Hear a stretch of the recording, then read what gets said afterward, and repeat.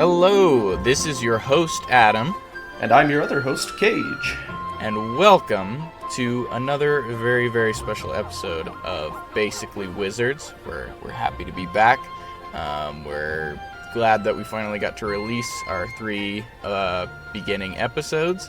And from now on, as soon as we record them, we'll just try and get them put together and sent out as soon as we can. So no more holding on to things unless it's for a special occasion. Roku! Mario loves the Roku. That's his favorite. That's true. It's a good intro for the theme of this episode. Yep, today we are going to be doing a little bit of examination of the Super Mario Bros. Series. We're going to be going through making a tier list of each of the Super Mario Bros. Games. That's kind of the rhetoric we're using, just because there are literally hundreds of video games that have Mario in them, so we're not going to be looking through all of them, but we're just going to be using, the series that Super Mario Bros. For the NES, Super Mario 64, Super Mario Odyssey, that series, the one where Mario dodges obstacles, gets to Goombas, and goes on an adventure. So, yep, going to be doing an assessment of that.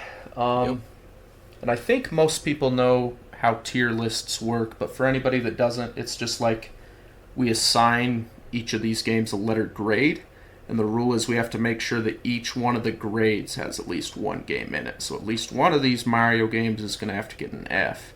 One of them's going to have to get an S, which is the best rank. So, yep. Yeah, we're gonna. We've basically played all of these games. There's a couple here and there that I have only done a little bit of, or there's only like 2 that I haven't played at all. So Cage will have to take the reins on those ones. But yeah, we're pretty big Mario fans, so we're pretty dang familiar with pretty much all of these games. Yep, and I think this will be fun whether you are a Mario fan and just want to hear our opinions, or if you're new to the Mario series or haven't played a lot of Mario games. We kind of want to tell you what the good ones are, what the bad ones are, because it's one of the biggest tragedies is that all of the time I'll talk to people that like games, and I'll be like, oh yeah, I'm a big Mario fan. And they're like, Mario's pretty mid. And I'm like, wah. And I'm like, which ones have you played? And they'll be like, New Super Mario Brothers Wii, New Super Mario Brothers DS. And I'm like, those are like the worst ones. Like, yeah. So we gotta help straighten out people's direction that they're deciding to go with playing these games. And that's true. Yeah. Maybe we will make some people cry when we say that their favorite Mario games are actually the worst ones, or maybe we'll make some people real happy when we say that their favorite ones are the best ones. So yeah, I guess we'll see. We'll have to wait and see how controversial our picks are. I'm imagining we're gonna be in pretty similar opinions on most of these, but if there are points where we disagree, we'll have to fight it out to see where the game will go in the end. But I don't imagine that's going to happen on too many of these. Yep. But first, we are going to introduce a brand new segment to this podcast known as Random Rambles. Yes. And this is where we talk about a subject that, it's something we want to bring up on our podcast, but maybe we don't want to make into a full-length episode. So we've got a couple ideas there, but today I want to talk about the hit TV show Better Call Saul. And yes, nothing goes better than Mario and Better Call Saul. They're very similar. And Better Call Saul. It's true, they're basically the same. So but speaking of tragedies, another tragedy in life is that whenever I talk to people who are fans of Breaking Bad, I ask them if they've watched Better Call Saul. And there's an astonishing amount of people that have watched Breaking Bad, but not Better Call Saul. And you better watch Saul, So true. I haven't watched either, so I'm going to eventually. But Cage, give me your pitch. Let's do that. for all of those who have not seen Better Call Saul, tell us, what are we missing out on? Why should we watch it? Okay, so here's the deal. Or, actually, I'm going to say it like this. No, here's what's going to happen. Actually, that doesn't work. Never mind. So a lot of shows that are like spin-offs of other shows, like for example with Harry Potter, you have like your weird whatever fantastic beasts and where to find them. They rely too heavily on this thing called intertextuality. And the idea is the only way that you will enjoy the show is if you've seen the other show, because this show just reminds you of how much you love the other show. Sure. And too often we see this, like especially with live-action Disney remakes. It's like, is the show good in of itself, or is it just good because it makes you nostalgic and makes you want to go watch the old one? And I think Better Call Saul catches people off guard a little bit because so many times with spin-offs people go into them anticipating that intertextuality. But Better Call Saul, you go in and it's just cold reset. It's a brand new story, and although it does kind of lead into some Breaking Bad stuff, it's not until pretty later on in the series that it starts to make some of those connections. But instead you start to get sapped up in the life of Saul Goodman and in the life of Mike Ehrmantraut. You get to learn about the emotional complexities of their characters and their morality, and I think that Better Call Saul has a lot of really excellent lessons in the idea of the choices we make, and how sometimes certain choices lead us down roads of inescapable circumstances. And I don't know, it's really interesting how they were able to kind of recapture that same essence of Breaking Bad, where you have Walter White, where at times he does make bad choices, but at other times it almost seems like he's kind of forced towards the fate and forced towards the circumstances that he's put in. And it's cool how they were able to replicate that in such a genuinely and well-paced way with Saul Goodman as he transforms from Jimmy McGill, who's just kind of a hard-working lawyer, into Saul Goodman, who is this money-griping maniac. Then you also see how Mike Ehrmantraut is honestly a lot more of a family man than Walter White ever was, and how all of the messy stuff he does really is just for his family and really is for his daughter Kaylee. And the show just does such a great job of constantly keeping you gripped, of constantly switching back and forth between characters and switching back and forth between storylines and making you go, oh man, what's going to happen to Saul? And then you watch for like 10 minutes, then it switches over to Mike and you're like, gee whiz, but then you're excited.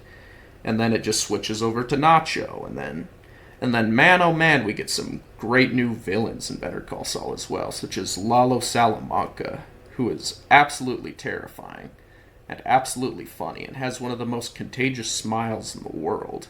But you feel guilty for smiling because he's doing horrible stuff whenever he does it. And it's phenomenal. I have a hard time sitting through an hour and a half long movies even a lot of the time. I don't know why. When I was a kid, I used to be able to just watch movies without getting fidgety or bored pretty easily, but these days it kind of takes a pretty good show for me to not get bored or to not have to take breaks. But Better Call Saul, if nothing else, a testament to it is that I was planted in my seat, eyes glued at the TV, watching 3 episodes at a time sometimes. So it is very good stuff. If you liked Breaking Bad, I can promise that you will like this. So there you go. There's your pitch. So if anyone wants to watch it, definitely I will be watching it at some point in the future. There you have it. Go watch the show. I will too. I guess for my little random ramble, I'll be brief. But the show that I've been watching recently is Tengen Toppa Gurren Lagann, which is one of the best anime out there. Give it a watch. It'll make you feel a reinvigorated love of the people around you and life, and restore your faith in humanity, which I feel like is a pretty good message for the current day.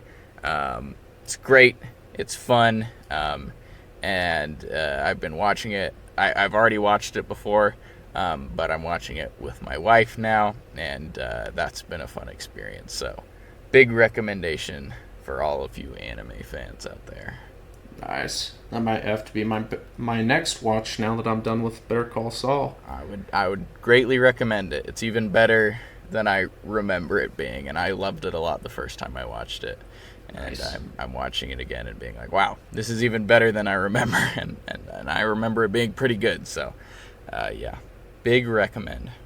Yeah, I need somebody to finish Better Call Saul for me though, so they can tell me what the ending is supposed to mean. Because Okay. I still don't get it, All right, I guess I got to be that guy then. Yep. I'll decipher it for you. All right, sounds good. All right, so Okay. we will go ahead and get started. So, Yep, let's with do our it. Super Mario Brothers tier list. So, the first one we're going to start off with is, of course, Super Mario Brothers for the NES. Okay. And yeah, Super Mario Brothers, it was pretty revolutionary in a lot of ways to the 2D platforming, to the Mario Brothers series, to gaming as a whole.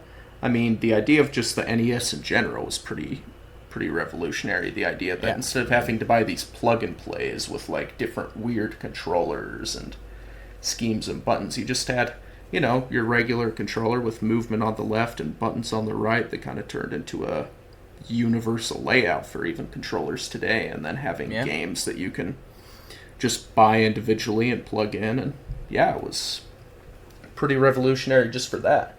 But also, in addition to that, Super Mario Brothers kind of paved the path and even almost invented one of the most, I don't know if lucrative would be the word. I'm gonna use that. Maybe it's wrong. One of the most lucrative franchises of video games out there, the 2D platformer. It's an endless pool of Prolific ideas. is a good Yeah, word for it. prolific. Yeah. Yeah. But yeah,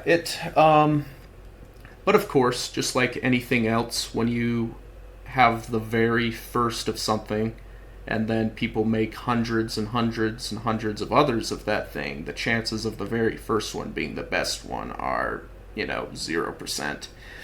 So, I mean, kind of the way that I view Super Mario Brothers is it's almost kind of like the first car, you know what I mean? Like you gotta appreciate it for what it is and all of the stuff that it's brought about, but like at the same time, like, the first car, it's kind of janky. It's kind of old. It only drives at like 20 miles an hour, but you've still got to give it Yeah. appreciation for what it is. Yeah. And in a lot of ways, yeah. oh, sorry, go ahead. No, and I mean, yeah, it's kind of hard to overstate, like you said, how important it was. Basically, single-handedly saved the video game industry as it was Yeah. currently about to tank and die. But yeah, we take for granted what it did for video games. But I would also just add that it's still a pretty fun game to play. Like, I mean, for how old it is, it still like feels nice to just move around in the game. Like, yeah, clearly Right. not the most, yeah, like not the funnest game to play nowadays. But it's always impressed me how it still doesn't feel like that old or that archaic like Right. some of the games around that time do. Like, it's still, I think its simplicity is its strength, because they kept it simple. It's pretty universal even today. Right. Yeah, and I feel like one of its biggest strengths, too, compared to a lot of 2D platformers at the time, is just structured level design. Because so many of the old 2D platformers that you play, such as Ghosts and Ghouls, for example, or even Ninja Gaiden, it's less of a platformer where you're like jumping and dodging specific things, is where you have a little jump, you'll occasionally jump over little pits, but for the most part you're just tanking through hundreds and hundreds of these randomly spawned enemies that just Yeah. Yep. will appear anywhere and have like these undodgeable attacks and just be flying at you from all directions. And the only way to really beat it is either to just BS your way through it, try to tank as little hits as you can and get to the end, and then also avoid having your NES crash from having too many sprites on the screen at a time. So I don't know, I think there's a lot of strength in just that in of itself, that like, your bad guys are in a specific position every time. Your It obstacles was very and pits very are. carefully put together, unlike some other ones where they were just like, yeah, let's just put a bunch of enemies. That'll make it harder, so they'll play it longer. Like, Yeah. the original Mario Bros. Is pretty hard, especially since you have to beat it in one go. But yeah, Right. everything is, everything's where it is because someone put it there, and not because we needed to spawn a bunch of enemies. Right. Now, of course, since this is a tier list, though, the comparison is going to be more about to the other Mario games than the game series as a whole. So one thing I do have to say, comparing it to the other Mario games, is that it's quite janky in comparison to a lot of them. Yep. Like, for example, the camera, for whatever reason, you can't move back to the left, which is really weird because it's not even really a hardware limitation because, like, pretty much every other platformer on the NES afterwards let you have that capability. And you also can't really change direction mid-air once you've, like, went for a jump, which, you know, is kind of centripetal to pretty much every other platformer. And then there's, I don't know, there's just kind of a couple other weird little things. Sometimes you, like, push the B button wrong and then you won't jump, or, you know, there's kind of, or maybe it's the A button, I don't remember for sure what it is on the actual NES controller, but, you know, there's kind of a lot of weird jank there. And then, you know, it's not as bright or colorful as a lot of the other Mario games with some of its backdrops and stuff, but it's still introduced a lot of locations that became foundations for a lot of other Mario games, such as the underground levels and the underwater levels and the fiery castle levels and some of the more platforming mushroomy levels. So, you know, it's got a lot of good and bad for going for it, but I'd say more good overall for sure. Definitely, yeah. I mean, just what are you thinking as far as placement? My immediate thought is just like C, like somewhere right in the middle for, you know, acknowledging its strengths as it is the original and its oldest, but, you know, not putting it that high because it is, you know, it's definitely not the first game I would just pick up and play again on this list. Oh, most definitely. See, I was debating between either C or B, and the only reason I'd say B is, again, just because you can't understate how much impact this game had and how Mario literally wouldn't exist without it. But so, I don't know, C or a B. What do you think? I'm thinking we go C. Okay, we'll stick it at C. That is fair. All right, I'll add that to our list here so we can keep track. Cool. All right, we got it. Okay. All right, let's move right along to the second Mario Bros. Game. The story with this one is a little bit weird. Most people who are familiar with Mario understand the story, but for those of you who don't know, there's actually two Mario Bros. 2s. The actual one, which was not released in over here in the West, it was exclusive to Japan for a while. It was, you know, a direct sequel to the original game. It's now known as Mario Bros. The Lost Levels over here, since we didn't have them for a while. So that is actually Mario 2, but the one that we know as Mario Bros. 2 was a reskin of a Japanese game called Doki Doki Panic, and they just reskinned it with Mario Bros. Characters. So that one also counts, but yeah, a little bit of a weird story there. So we'll start with the Lost Levels. I think I've only played like the first level of this game, but what I know about it is it's basically like the original, except for like stupid hard for no reason at all. Yep. Yeah, Super Mario Brothers: The Lost Levels. This might be the only Super Mario Bros. Game that I have not beaten. I mean, I've BS beaten it, like, you know, gotten it on Virtual Console, used a bunch of rewinds and restore points or whatever, but this is the only one that I haven't just beaten. But the difficulty doesn't feel fair. Like, maybe it's just a skill issue, and I need to... But I feel like I'm pretty good with my Marios, you know? Like, I'd be playing those expert levels on Super Mario Maker without a problem. But this game is somehow even jankier than the original Super Mario Brothers. And the main reason why is, for whatever reason, they thought it would be a good idea to make Mario super duper slippery. So, like, anytime you run and try to change to the other direction, Mario does, like, this little thing and, like, skirches clear across the stage like it's made of ice or something. And then, yeah, on top of that, it is stupid hard.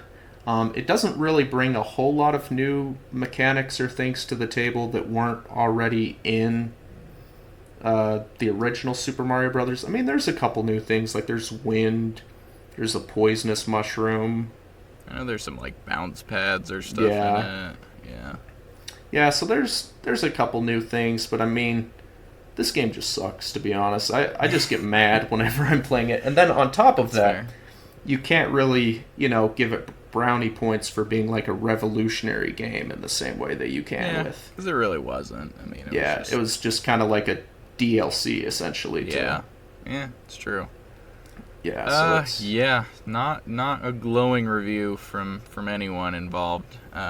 So where are we thinking about putting this one? Do you think this one is even bad enough to be our first F, or? yeah, in my eyes, this is an F tier Mario game. All right, I really you're don't the like one who's this played it one. more than me, so Yeah. I'm gonna trust you on that, and I'm willing to put it in F. Yeah, and another reason I'm not hesitant to put it in F2 is because it's like, some of the Mario games that I don't like as much, you'll see like videos online of people that are like, wait, I actually really like this one.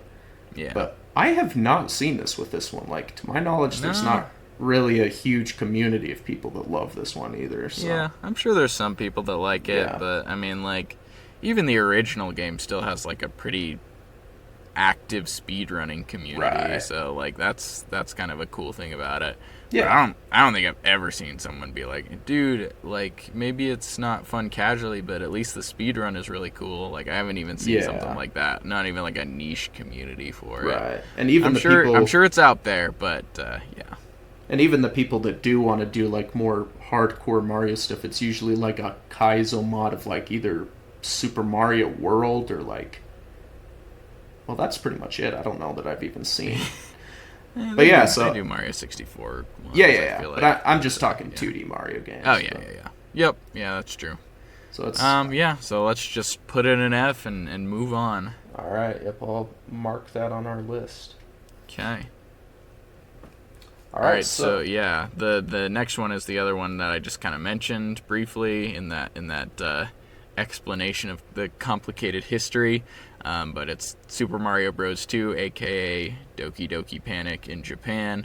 Yeah, this is a really weird one, but I do kind of like it. Like it's I don't know, it's definitely fun. Like it is fun. yeah, it's got kind of its own unique charm to it in a way. Especially, I like that in a lot of the 2D Mario games, you just go to the right to beat the level. It's just move to the right, dodge the obstacles. But this one kind of plays around a little bit more. Like you'll have levels where you're moving up, down, zigzag all around. You'll have some levels that are more like puzzly, where you're inside of like big castle dungeons and have to find like keys and stuff to get out. There'll be like parts where you have to like dig through a bunch of sand. And then on top of that, it's just quite a pretty NES game too. Like Yeah, especially no, when it's you true. compare it to the Yeah. first one, it's like got quite a bit of detail and the music's Yeah. really catchy too. And Yeah. a lot of people don't like this one as much that like grew up playing like Mario Bros 1 or Mario Bros 3 just cuz it's really different in a lot of ways. Like Yeah. you're no longer like jumping on enemies and getting like these bounce combos or kicking turtle shells, but instead it has the weird mechanic where you pick stuff up and throw them at other enemies and you're like plucking turnips from the ground and stuff. And then of course too, spoiler alert for this game, the whole thing is a dream. So Yeah. that's always kind of a weird thing when media does that, but Yeah. I don't pulls know. a Wizard of Oz yeah. on us. Yeah, it's so interesting to me because, like it is just a reskin of an already existing game. Right. But weirdly enough, this game has kind of had a lot of staying power as far Yeah. as influencing like how characters and stuff is represented even today. Such as like each character has a specific trait. Like Peach can float, Toad is faster, Luigi jumps higher, and that has remained like pretty consistent, like Yeah. like up until even today, and other things like Peach's moveset in Smash Bros. Like uses the turnips from that game, like the plucking mechanic from that game. Like it's kind of interesting how a lot has remained from it, because you could kind of use that as a knock and say it's not really Yeah. a real Mario game, but I feel like it has definitely been treated as such. Oh, So definitely. I definitely I like it a lot. Yeah, and Honestly, yeah, even a lot of enemies from that game have become like mainstay Mario games. yeah, Like Shy yeah, Guys made their first appearance in this game. yeah. So did Ninja. Trying to think if there's any more. Birdo. I mean, Yeah, yeah, Birdo. that's Yeah, probably so the main one. That I mean, she's been a pretty mainstay character in like all the party and sports games, yep, and just got added back to Mario Kart recently. So yep, that was kind of neat. yeah. So it's definitely got its uh, influence for sure. Yeah. Um, As Man, far as as far as a ranking, yeah. grade, yeah, that's What kind do you of think? tough. It is. I feel like I don't know. To me, I like this game probably better than the original Super Mario Yeah. Bros. I would say, but at the same I would agree time, with you. Yeah. I don't know that it's as influential for sure. Yeah. But I I don't mean, I know. think C would still be fine, just like Yeah, C, but above the original. Do you think that right. seems fair? I think so. Yeah, Okay. yeah, because it probably would be above Super Mario Brothers, like with it being a D and this being a C, if it weren't how influential that one was. But where because of that one's brownie points, we can just stick them both at the same level. Yeah. So Yeah, that seems fair to me. Yep. yep, so I'll give that one a C. Okay. All right. What's up next? All right, next we got Super Mario Land for the Game Boy. Yeah, so this game, um, I have trouble feeling like it's a real Mario game sometimes. It almost feels kind of more like a tech demo than anything else. Yeah, that's So, fair. but it does, I mean, it does need brownie points again for Revolution or whatever, because, like, Yeah, this was, like, one of the first big handheld games ever. it's true. Yeah, Like it any is. any of you Koopas like playing games on your phone, like you got this game to thank. You know what I'm It's true. saying? So Yeah, yeah. It's definitely a big deal. I mean, being able to, and again, just kind of surprised at how well it still works. Like, I mean, right, it works. Like, it's pretty impressive that simplicity that defined Mario early on made it a really good choice. yeah, and it's To still pretty fun make too, it, yeah, honestly. yeah, it's decently fun, and it's got kind of its own vibe to it. Yeah, Too, like it's in a different kingdom. It introduced Princess Daisy, who's still like a fan favorite character. It's There's like a plane in it. That's neat. I don't think yeah, that's been done before or since. Not that I can think of at least. So yeah, there is yeah. a It's decent got amount some going good for stuff it, going for it. but yeah, the jank factor from the original is amplified very much in this one because it Oh is on yes, such limited hardware. So yeah, that definitely doesn't work a ton for it. yeah, and then of course to critique the visuals does seem kind of unfair given what we're working with here, but like it is probably just objectively speaking the worst looking Mario game if you Oh compare it to any yeah. of the others. So Yeah, and even just comparing it to its sequel, night and day difference. oh yes, Super Mario Land 2 is like, I mean, they're both on the same hardware. Obviously, one came a lot sooner and kind of introduced it, so it is a little unfair to compare it. But I mean, I don't know. You just look at it, and it's not pleasant. yeah, kind of just looks like something you would play on like a digital watch, like Yeah, yeah, that's true. yeah. So I don't know. I think as far as ranking for this one goes, I'd give it a D. Yeah, yeah, that seems fair. Yeah, I it's mean, it's one that I don't think I would ever go back to. I've played like again, this is another one where I've only played like the first couple levels and was like, oh well, okay, that's what it is, and just Yeah, never touched it again and have zero desire to. So that kind of says something yeah, about it. yep. So go ahead and mark that boy with a D.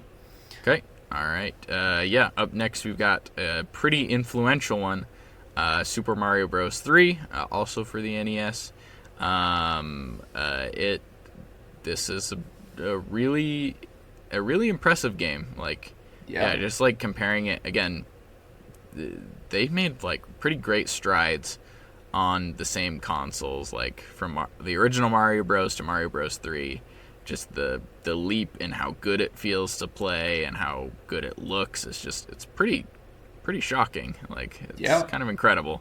I mean, I would even argue that the way this game feels to play feels better than some of the new Super Mario Brothers games. Yeah, just they really got the movement feeling great in this one. Just feels nice to move around. There's a lot of power-ups that are just fun. Like, it's a supremely impressive game for sure. Right, and it's cool too, all of the diverse locations that you get to go to too. Like, you've got your grass world, you've got like your like giant land, you've got like this giant pipe world full of like piranha plants and stuff. Like, you've got the sky world, the ice world, the like battleship stages. I think this is the first one with that theme, right? Like, it is. Those have remained a pretty consistent mainstay in a lot of the 2D ones going forward. Yeah, same with the Koopa Kids were introduced in this one. Yep, that's true. They've also been pretty influential for better and for worse. Right. Yeah, and I feel like this game, in my eyes, is kind of when Mario really solidified his identity. And I say that because, like, true. Super Mario Brothers was kind of like Nintendo's introduction to the platformer in general. But then Nintendo themselves even made a lot of other platformers along the NES's lifetime. Like, we've got Kid Icarus, we've got Metroid, we've got Kirby. So I feel like they kind of wanted to establish what makes Mario Mario, what makes it its own unique thing. And I feel like Super Mario Brothers 3 did a really good job with that. And I think one of the Mario Brothers' greatest ethos is just the idea of freedom and choice. And they utilize this in Mario Brothers 3 with the world map. You don't have to beat every single level in a linear order in order to get to the end of the game. You can kind of pick and choose which levels you play to get through the map, and this becomes a pretty front and center idea for Super Mario 64, which we'll talk about. And on top of that, the levels, I feel like there's just a pretty good amount of strategies that you can use to beat them, despite them being, more just move to the right. Like, there's just lots of ways you can kind of find to optimize your route, get quicker and quicker, and they can be really fun to, like, speed run and just fly through, especially, again, with the level design that doesn't have enemies randomly spawning everywhere. Yep, you can just kind of memorize these level layouts, pick and choose which ones you like the best, and just really keep doing what you got to do to get to the end. And it's really fun. I like this one a lot. So yeah, I feel like it definitely is definitely that condensed classic Mario kind of operating at its best in a lot of ways. So yeah. So I'm thinking this one deserves a solid B tier is what I would give it. Yeah, I that seems right to me. Yep, definitely deserves to be up there. But it, again, it's still an older game. It's not perfect by any means. But yeah, for the time, definitely very impressive how well it still holds up today. Yep. All right, next of all, we've got one of my favorite Mario games, Super Mario World. We're getting to the big ones. Yep, this is a big one. Yeah. So Super Mario World was the launch title for the SNES, which is the Super Nintendo Entertainment System. And I feel like this game does a great job with what Nintendo was going for, and that's just showing off. Why do you gotta buy an SNES when you already have an NES? Like, what's the big difference? But I feel like this game did just a really good job showing off the hardware capabilities, because it plays and controls and feels smoother than pretty much any other NES game had and any other Mario game had. But then the visuals are just like, oh, so good. Like, you no longer have to like kind of use imagination a bunch to kind of figure out like, oh, what's that thing over there supposed to be? What's that thing in the background? Like, it's just all there, and it's all pretty, and it's all cool. And then the level design in this one is just immaculate. You have, like, these big explory levels and caves where you're, like, going different directions, and every single level has some sort of new gimmick or mechanic or obstacle that it's introducing, and then there's just tons of secret exits and shortcuts, and again, it introduces, or not introduces, keeps that idea of freedom that I was talking about from Super Mario Bros. 3, and then on top of that, it has the best feeling movement out of any 2D Mario game, in my opinion. Besides maybe so? yeah, I think so. Besides maybe Okay. Super Mario Maker, but I like the Yeah. way that this game controls and feels better than the new Super Mario Bros. Games for sure. Yeah. Yeah, that makes So. sense. Yeah, it does. It's yeah, very tactile. I like the way it plays. Yeah, it's true. It's I've historically not given it as much credit as maybe it deserves. Because yeah, it was really impressive, especially as an SNES launch title. I get to comparing it to like Donkey Kong Country, also on the Right. SNES, and I vastly prefer those games. So sometimes I can be a little hard on this one, just in comparison to those ones. Like, I'm always just like, why would I play this one when I could just go play Donkey Kong Country for the like 30th time? Yeah. But yeah, you're right. Like this, you kind of said that Mario Bros. 3 sort of cemented 2D Mario, and that's true. But I feel like this is the one that really did Yeah. that. Like, This is like 2D Mario just operating at peak performance right yeah, here. this Like, is like the true distillation of 2D Mario, like, for sure. yeah, and it's got such a unique world too, because Yeah, this it's time not- we're not in the yeah. Mushroom Kingdom. We're going over to Dinosaur Island, and Yeah. I especially love the part where you discover Bowser's hideout, because like you can see the whole map right from the beginning. You can like sit and look at all the worlds and see where the levels are and stuff. But then Bowser's Castle, you like go do this underwater haunted pirate ship sinking level. And then after you beat it, just this giant rock emerges from the water, and it's just Bowser's head, and you go in, and you're basically just in like hell, going to go fight Bowser, and it's awesome. Yeah, But- yeah, it's pretty cool. I don't Yeah, know, and, it feels like new ideas constantly. Like it just Yeah. there's never a dull moment in this game. Like it's just super fun from start to finish. Yep, and it gives us Yoshi, which It I love does. Yoshi. So that's a big point in its favor, I would say. I mean, this is my favorite 2D Mario game for sure. Yeah. I would like to give it at least an A tier for sure. Yeah, yeah, I'll give you that. Are we operating under S tier rules? Yeah. Okay. Yeah, Yeah, we do I have feel like S tier. A seems fair. As it is probably definitely one of the best the 2D games. One of the best, if not the best. But I don't think it can reach S. I think only the tip top ones can reach S, and those Yeah. are probably going to be some of the 3D ones. So Yep. Yeah, definitely. But yeah, 'Kay. this is definitely an A tier at least for me. So Sweet, yeah. Up next we have Super Mario Land 2, 6 Golden Coins. This is another Game Boy one. It's a sequel to Super Mario Land, as I mentioned earlier. This one is really, really fun, and Yeah. I actually have played this one to completion before, unlike a lot of these earlier ones, which I've only played like a world or so. Generally, but I have played Right. this one all the way to completion, and it's pretty great. It's actually like shockingly great how Yeah. fun it is. Again, like they really went all out as far as like giving it its own identity. The visual style is very unique. The music is really good and has this like very consistent like theming. Like pretty much every song in the game operates using this like the same leitmotif from the Yep. main theme, and just like recontextualizing it in different ways. It doesn't go with the usual like Mario world system either, like grass world, ice world, lava world. Just really bizarre worlds. Yeah. Like a toy world.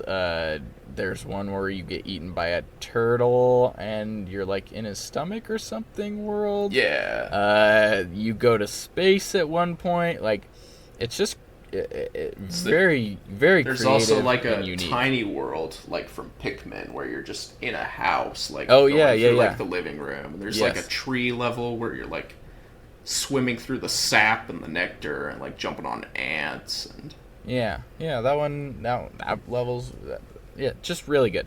The only part that sucks about it is the final boss is like stupid hard for some reason. yeah. But I mean, it's fine, and it's Wario. This is the first instance of Wario, if I'm not mistaken. I think so. th- Actually, yeah. it's not. Oh, it's not. When? Yeah, there was like a Wario mini game for the NES that came Okay. first, I believe. It's like it might have come later, but it's called like Wario's Woods, and it's like a puzzle game. But Oh, yeah. I can't would remember have to which one fact came check first. that. I'm not Yeah. sure which one came first for sure. Yeah. Either way, this is the first one where he's like a major, like in the mainline games. Yeah. And he's he's a pretty beloved character these days, and this is kind of his big debut in the main Mario series. So that's also a fun part about it. Nice. The one thing that I don't like about this game, but it might just be because my memory's hazy because I haven't played it in a minute, so you might have to correct me. But Okay. it seems like this game controls pretty terribly. Like, if I remember right, the way yeah. Mario jumps always feels kind of like it's in slow motion a little bit or something. Yeah. Like you're in outer space the entire time. Then on Yeah. top of that, the Game Boy's small screen, it's like zoomed super far in on Mario for whatever reason, so you like can't see any of your surroundings very well. Which Yeah. I guess they did have to do because of hardware limitations, because of just the screen's resolution or whatever. But like, I don't know, just as much as I love this game, it is pretty integral for Mario games to feel good in the way they move. That's kind of Yeah. I mean, pretty huge. It never bothered me that much. right. And Certainly it's doesn't not like control- unbearable for sure. Yeah, it definitely doesn't feel good to move. It just gets the job done, and Right. But yeah, it never really bothered me that much. Okay. It definitely doesn't feel as good as some other ones, but I mean, it wasn't awful. Yeah. And especially compared to the original Mario Land, it's way better Oh, than that, definitely. so yeah. Right. I don't know. I'm seeing either high B or low A. Probably Right. probably not A. I think I do really B is like this fair. one, Yeah. but B seems fair. I mean, it just really goes above and beyond for what it needed to be, and I have a personal fondness for it. So Nice. yeah, I feel like B seems fair. Sweet. All right, next we've got Super Mario 64 for the N64. All right, this I is a big love one. this one. Me too. I love this one too. Yeah, so Super Mario 64, they invented a new dimension just for Mario. It's the true. third dimension. Now Mario 3D doesn't didn't just, exist before Mario. Yep.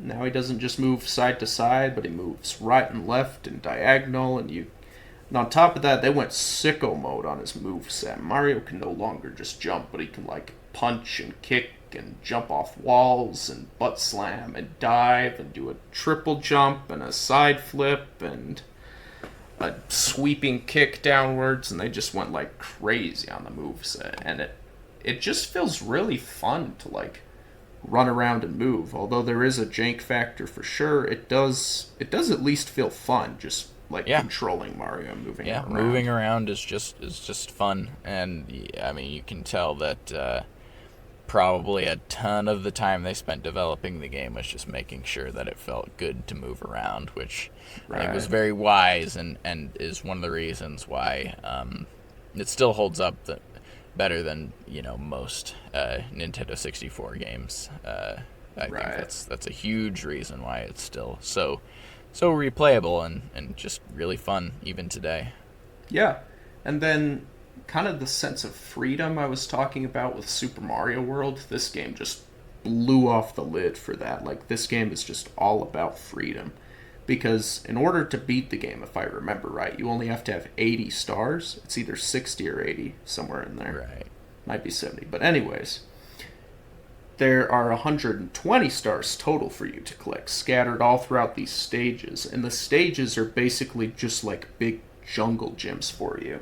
You know, they're not like these linear stages that you just go from point A to point B. It's just like either a giant mansion or haunted house, I mean, or a big mountain or a big ice skating pond or a big pool or a big cave, and it's just you explore it and you just find the stars, and you can choose how you get to the star, what moves you use, which bad guys you take out along the way, what things you skip, and you can just there's so much freedom in how you play this game to the point that it just makes it feel infinitely replayable to me, because no two playthroughs of Mario 64 are quite alike. And it's just conceptually, it's just such a great idea for a game, you know, just the idea of basically having the whole game just be a jungle gym for you to play around in, and just choose which stars you want, choose which stars you don't feel like getting, and then just, you know, slowly unlock more and more stages and get to the end. And on top of that, the locations that you go to are just so fun and so creative in this game. Like, some of my favorite vibes in Mario games are in this game. Like, I love Hazy Maze Cave. It's just that's so really cool fun down one. there. Yeah. Yep. And just to point out, it is 70 stars. 70 just checked stars. on that. Yep. Cool. But yeah, I have a bit of a love-hate relationship with this game. I will say I have never beaten it. This is one where I've gotten close a lot of times. Like, I've played this game quite a lot. I've just never held out till the very end. And so that's kind of my beef with it, is that it's really fun at the beginning. Like, it is really, really fun at the beginning. The first floor and the basement floor are just fun, because it's doing what the game was made for, and it's putting you in these open areas and letting you explore and find the stars, and it's just great. Like, the movement was made for exploring these, like, more open sandbox areas, but as you get further on, it becomes more of the levels become like more linear platforming challenges, which it is tough. Like, it gets kind of rough, because the moveset just wasn't super made for precision platforming.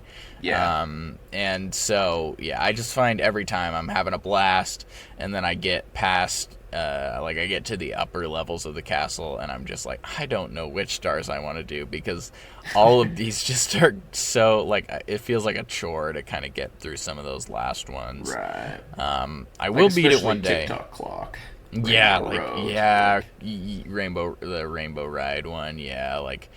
Some of those notorious upper floor ones are just, they can just kill your vibe instantly, just because, you know, you just fall and you just die, and then you're like, anyways. So I do like the game, but I don't know if there's any other game that I've started as many times as this one and still have yet to beat. It can be tremendously frustrating.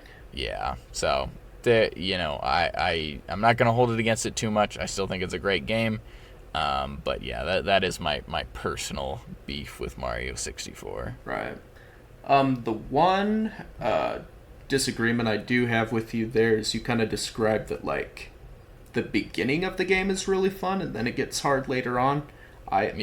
I feel like it's only like the very last stretch of the game that it gets to that super intense level of frustration for me. I feel like the levels are still pretty open until you get to, like, TikTok Clock and Rainbow Road, and even then there's still a good amount of places you can go, like the switching between the giant little land and, like, the wet dry world. And I just feel like every time I play, just like it's always like even the wet dry land and stuff, and those ones, like, I don't know, something about them just doesn't hit like the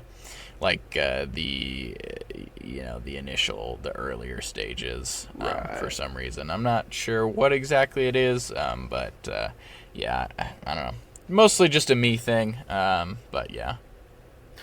Maybe it's just a skill issue. You know? It very well could be.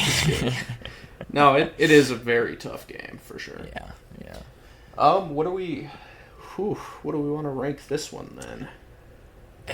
Yeah, it's tough. I mean, I feel like A tier is kind of what I'm feeling instinctively because like yeah, this is one that was pretty darn revolutionary too. Like it yeah, was kind of like the first big 3D game, so that is yeah, kind of huge. And then it is still just pretty fun, if nothing else, in concept in of itself.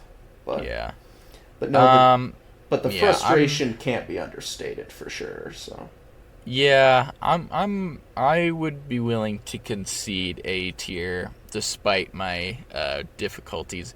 If I were to right, choose, I'd probably put it like top of B, but right. if you feel strongly that it deserves to be an A, I will concede that I to you. I think probably an A, just because I know a lot of people consider this to be an S tier Mario game. Yeah, yeah. So, People would be too mad at me if I drag it down to B. Yeah, and again, yeah, I like playing the game. Like I do think it's a great game, and I probably wouldn't have started it over as many times as I have if I didn't think it was good. right. So yeah, well, definitely, yeah, I feel okay with putting it in A. Okay, cool, cool, cool. Okay, so we're only about halfway through the list, but we're almost at an hour in recording. So we're going to go ahead and call this the end of part one, and then we'll go ahead and jump in next time right where we left off with part two. So stay tuned. Whether you're listening on YouTube or Spotify, be sure to watch out for part two of this episode so you can see how the rest of the Mario games are ranked. And we will see you next time.